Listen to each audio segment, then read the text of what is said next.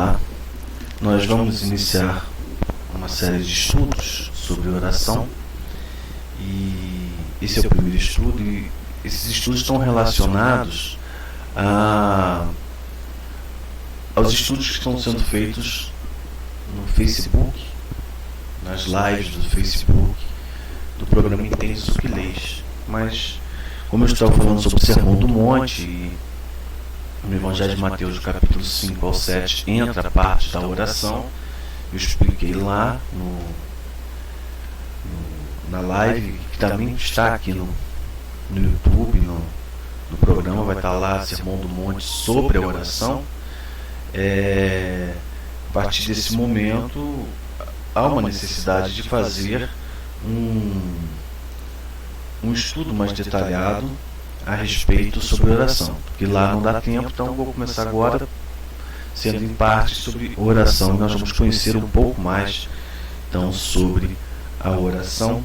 Convido você a estar atento e compreendendo e até mesmo colocando suas dúvidas aqui para nós trabalharmos melhor. Bom, a primeira coisa que nós temos que entender é que a oração é algo muito comum para as pessoas nos dias de hoje, né? Muitas pessoas buscam oração, muitas pessoas pedem oração, muitos fazem oração, mas o que a gente precisa perguntar é: será que os cristãos sabem o que é oração? É isso que nós precisamos entender e questionar. Será que, não vou dizer as pessoas, mas os que se dizem cristãos sabem o que é oração? Então, os estudos que nós vamos ter a partir de agora é para nós conhecermos mais a oração conforme a Bíblia apresenta e fazendo a exegese correta no hebraico, no aramaico, no grego, para que a gente possa compreender. Então, o primeiro passo que nós vamos conhecer é a oração no Antigo Testamento, nas línguas hebraica e aramaica. Então, na língua hebraica, a oração ela aparece mais de 80 vezes, né? Há mais de 80 usos para a palavra oração, e são cerca de 12 palavras que vão se referir à oração. Todas essas palavras, das 12 palavras que aparecem nos seus mais de 80 usos, elas designam o momento em que o homem invoca, que o homem busca a Deus como juiz soberano. Por isso, o homem se apresenta diante de Deus com o coração contrito, quebrantado e pronto para ser avaliado por Deus. O que significa isso? É que como ele procura Deus, busca Deus como sendo um juiz soberano, um juiz justo, ele vem com o coração contrito, quebrantado, para que não venha a ser julgado, mas que Deus venha reavaliar a sua vida, o seu comportamento a partir desse momento. Isso é na língua hebraica, da forma que aparece no Antigo Testamento, nos mais diversos textos. Já na língua aramaica, outra língua que o Antigo Testamento também é escrito, a oração ela vai significar meditação, devoção. Ela vai, quando ela aparece com essas expressões, dando a entender esses significados. Isto significa que é uma meditação piedosa de uma pessoa em busca de Deus que não muda, o Deus imutável, o Deus soberano. Então a oração, na língua aramaica, ela vem dessa forma. E isso nós podemos ver lá no Salmo 119, 97, quando Davi diz: quanto amo a tua lei, é a minha meditação todo dia. Essa expressão meditação que está ali é uma expressão que vai dizer de como fosse uma oração todo dia. Então, diante disto, desses pequenos exemplos que nós estamos tendo aqui nesse momento, podemos ver que a oração no Antigo Testamento ela é apresentada como um ato litúrgico, ao qual o homem adora a Deus, colocando a sua vida pecaminosa diante do julgamento do único e imutável, do justo e soberano juiz. Então é um homem se apresentando, colocando a sua vida e podendo até mesmo morrer porque colocou na mão de um juiz justo, soberano. Então o Antigo Testamento ele apresenta esse comportamento do homem com essa compreensão de quem é Deus. Já no Novo Testamento, nós temos que entender e ver se é diferente ou se é igual como a oração aparece. Então vamos ver a oração no Novo Testamento. O Novo Testamento é escrito pela língua grega, e na língua grega a oração designa a pessoa que se dirige a Deus Pai. Não é ao Deus Criador, o Deus Soberano, não, ao Deus Pai. Por quê? Por causa do sacrifício de Cristo na cruz do Calvário, Cristo sendo seu Filho, sendo mediador entre Deus e os homens. Então ele aparece desta forma. Então o que a Bíblia apresenta, né, em todo o seu contexto, que seja no Antigo Testamento ou no Novo Testamento, a expressão da ação, ela demonstra que é um ato piedoso do pecador que se apresenta diante do justo e soberano juiz. Então é o homem, sabe, se reconhecendo que ele é pecador, mas ele então está se apresentando diante de Deus, o soberano, para que ele possa ser julgado. Mas mesmo assim, vamos entender um pouco mais, um pouco melhor a respeito disso. Vamos entender a respeito do homem pecador. O que um homem pecador busca? A Bíblia vai apresentar que o homem tem a natureza pecaminosa. Então nós temos que entender isso, né? O que é o homem pecador? Vamos lá em Romanos 7, de 18 a 24, e o texto diz assim: porque eu sei que em mim, isto é, na minha carne, não habita bem nenhum, pois o querer o bem está em mim, não, porém, o efetuá-lo. Porque não faço o bem que prefiro, mas o mal que não quero, esse faço. Mas, se eu faço o que não quero, já não sou eu quem o faz, e sim o pecado que habita em mim. Então, ao querer fazer o bem, encontro a lei de que o mal reside em mim. Porque, no tocante ao homem interior, tenho prazer na lei de Deus. Mas vejo nos meus membros outra lei que, guerreando contra a lei da minha mente, me faz prisioneiro da lei do pecado que está nos meus membros. Desventurado o homem que sou, quem me livrará do corpo desta morte? Então, o apóstolo Paulo ele vai falar sobre o homem, ele vai deixar bem claro que a sua natureza é pecaminosa, e por ser pecaminosa ele não consegue vencê-la, e há sempre uma guerra entre o homem renovado, regenerado, nasceu de novo, com a sua natureza humana, que é pecaminosa. Então, a natureza do homem busca isso, ela busca levar o homem para as coisas erradas, para o pecado. E quando é que o pecado entra na natureza humana? Bom, o pecado surge na desobediência que o homem teve no Éden. Lá em Gênesis 3:10 nós vamos entender isso. Diz o texto, né? Adão fala para Deus: ouvi a tua voz no jardim, e porque estava nu, tive medo e me escondi. Então ele se desobedeceu, e ele já começou a tentar se esconder de Deus, sabendo que ele tinha desobedecido a Deus. Com esse pecado, o homem passou a perder o acesso direto a Deus. Tanto é que Adão fala que ele teve medo ao saber que estava nu e Deus estava vindo, e ele se escondeu. Ele achou que poderia se esconder da presença de Deus. E é isso que acontece. Citado em Isaías 59:2, um texto que diz: mas as vossas iniquidades, que são pecados praticados consciente, iniquidade significa isso, as vossas iniquidades fazem separação entre vós e o vosso Deus, e os vossos pecados, que é errar o alvo do trajeto, o alvo de obedecer a Deus, né? E os vossos pecados encobrem o rosto de vós para que não vos ouça. Então, o que acontece?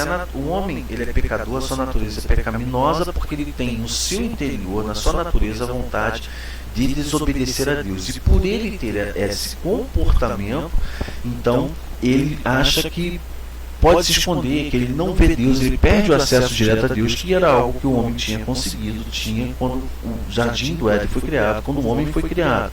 Então, por causa disso, o homem precisa buscar a Deus. Não que Deus esteja longe, mas que o homem precisa buscar esse contato com Deus que ele perdeu, o homem perdeu. Então nós temos que entender essa busca, né? Precisamos compreender. Então, a Bíblia vai nos apresentar isso, nós vamos compreender isso. O que acontece é que a partir do momento que Jesus vem, essa busca fica mais fácil. A Bíblia diz que em 1 Timóteo 2,5 que há um só Deus e um só mediador entre Deus e os homens, Cristo Jesus, um homem. Então, através de Cristo, um homem consegue se reencontrar com Deus e buscar o caminho de Deus, ter esse acesso a Deus. Foi Cristo quem faz com que esse acesso fique mais fácil. Então, a natureza humana, que é pecadora, pecaminosa, que afasta um homem de Deus por causa do seu pecado, ela vai então ser regenerada, vai ser justificada e purificada pela morte e ressurreição de Cristo, e assim o homem passa a ter acesso a Deus, porque Cristo faz essa mediação. Lá em Hebreus 10, 19 e 20, diz assim: tendo, pois, irmãos, intrepidez para entrar no Santo dos Santos pelo sangue de Jesus, pelo novo e vivo caminho que ele nos consagrou pelo véu, isto é, pela sua carne. Então diz que Jesus é o acesso para o homem ter, é o caminho para o homem ter acesso a Deus. Então Jesus é Ele que faz com que o homem tenha esse contato com Deus e volte a poder sentir a presença de Deus, perceber a presença de Deus. Então é desta forma que começa a busca do homem. Através de Cristo, um homem pecador consegue ter acesso ao Pai sem outros tipos de mediadores, sendo Cristo o único mediador. Mas para fazer isto é necessário que o homem entenda a oração. O homem precisa aprender mais sobre a oração. Isso não é algo que Jesus fez e acabou, não precisa mais ter contato com Deus. Por isso é importante a gente entender a respeito da oração e o comportamento do cristão. Como é que é esse acesso, esse comportamento? Como é que deve ser feito isso? Bom, o homem busca o único e soberano juiz, que é Deus. Um justo juiz, que é Deus. Então, se ele busca isso, um homem que é pecador, e por causa do seu pecado ele é condenado à morte, e ele está buscando um justo juiz, um juiz soberano, e por causa da sua pecaminosidade, uma coisa é certa: um homem está condenado. Então, ao fato de ele encontrar com um justo e soberano juiz, ele vai morrer. Então, isso é uma coisa que o homem tem que ter consciência. Lá em Isaías 6,5 é relatado isso quando Isaías vê a presença de Deus no templo, e ele diz, ai de mim, estou perdido, porque sou um homem de lábios impuros, habito no meio de um povo de impuros lábios, e os meus olhos viram o rei, o Senhor dos Exércitos. Quer dizer, ele reconheceu o seu pecado e falou: vou morrer, porque Deus é justo, Deus é o Senhor dos Exércitos, e eu sou pecador. Então ele está falando isso: eu sou pecador, habito no meio do povo pecaminoso. Acontece isso. Não foi só no Antigo, no Novo Testamento acontece também, em Apocalipse 1,17, quando João vê Jesus antes da visão, começar a relatar a visão do livro de Apocalipse, ele diz: quando vi, que ele viu Jesus, caí a seus pés como morto, porém ele pôs sobre mim a mão direita, dizendo: não temas, eu sou o primeiro e o último. Então só Jesus pode fazer com que o homem tenha acesso a Deus. Então o homem precisa, no início de tudo, compreender que a sua natureza humana é pecaminosa e ela afasta ele de Deus. E ao estar diante do justo soberano Deus, o homem é condenado. Então só Jesus pode fazer com que o homem não venha ser condenado. Porém, quando o homem busca Deus, para ele encontrar Deus, ele diante dessa condenação, dessa natureza pecaminosa, ele tem que buscar Deus com um comportamento diferente. Então ele vai buscar a Deus com seu coração contrito. Coração contrito significa coração quebrantado, coração arrependido, por causa da situação pecaminosa ao qual a natureza humana se encontra. Porém, apesar de ter essa condição pecaminosa que Paulo fala, que ele luta, não consegue vencer, essa condição, o homem vê isso e ele está disposto a ser julgado por Deus, aceitando os julgamentos de Deus, sabendo que Deus é justo. Então ele chega lá falando: não tem jeito, eu sou pecador e Deus vai me julgar. Isso tem condição disso. Quando o homem começa a ter essa compreensão, ele busca Deus, a sua vida começa a mudar, porque o seu coração está contrito, está quebrantado, ele está arrependido, sabendo que não tem como mudar. E aí a Bíblia vai declarar que Deus procura homens que se apresentam assim. Deus procura homens que têm o seu coração quebrantado. Esta é a atitude que o homem tem que chegar. Esse é o comportamento. O Salmo 34,18 diz isto: perto está o Senhor dos que têm coração quebrantado e salva os de espírito oprimido. Então Deus está sempre se aproximando daqueles que reconhecem os seus erros, daqueles que querem mudar a sua vida. Outro salmo que vai dizer, o 51,17, ele fala assim: sacrifícios agradáveis a Deus são espírito quebrantado, coração compungido e contrito, não desprezarás, ó Deus. Então, o sacrifício que agrada a Deus, algo que agrada a Deus, é quando o homem tem um coração quebrantado, um coração contrito, um coração que ele reconhece no seu interior: olha, eu sou pecador e não tem jeito. Outro salmo que vai falar sobre isso é o Salmo 139, versículos 23 e 24, onde Davi fala: sonda-me, ó Deus, e conhece o meu coração, prova-me e conhece os meus pensamentos, vê se há em mim algum caminho mau e guia-me pelo caminho eterno. Então assim, o Senhor vai ver que tem coisa errada e muda na minha vida. Então o comportamento do homem buscar a Deus é pedindo a Deus que ele venha mudar a sua vida, mostrar onde estão os erros e modificar. Em Jeremias também vai dizer isso, Jeremias 29, 12, 13, Deus vai dizer, através do seu profeta, o seguinte: então me invocareis, passareis a orar a mim e eu os ouvirei, buscar-me-eis e me achareis quando me buscardes de todo o vosso coração. Quer dizer, passa a buscar a Deus compreendendo a sua pecaminosidade, a sua condição de condenado. E o último texto que vai falar sobre isso, segundo Crônicas 7,14, que Deus fala para Salomão quando ele constrói o templo. Ele vai responder a oração de Salomão e falar: olha, Salomão, eu vou ouvir a oração sim do povo, mas se no momento em que meu povo, que se chama pelo meu nome, se humilhar, orar e me buscar e se converter dos seus maus caminhos, então eu ouvirei dos céus, perdoarei seus pecados e sararei a sua terra. Então ele está falando o seguinte: eu ouço o povo sim, a partir do momento que o povo quer mudar de vida, ele quer mudar o seu comportamento, ele tem um coração quebrantado. Então é assim que o homem começa a buscar a Deus. Jesus ensina que nós devemos buscar a Deus desta forma, com o coração quebrantado, com o coração arrependido, por causa da situação pecaminosa que o homem tem, e confiando que as decisões de Deus são as melhores.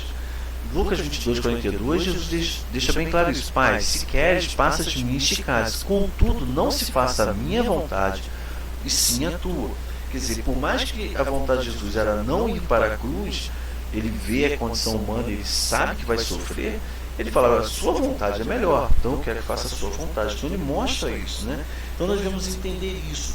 O homem precisa ter um comportamento de arrependimento, um comportamento de contrição, de reconhecimento da sua pecaminosidade.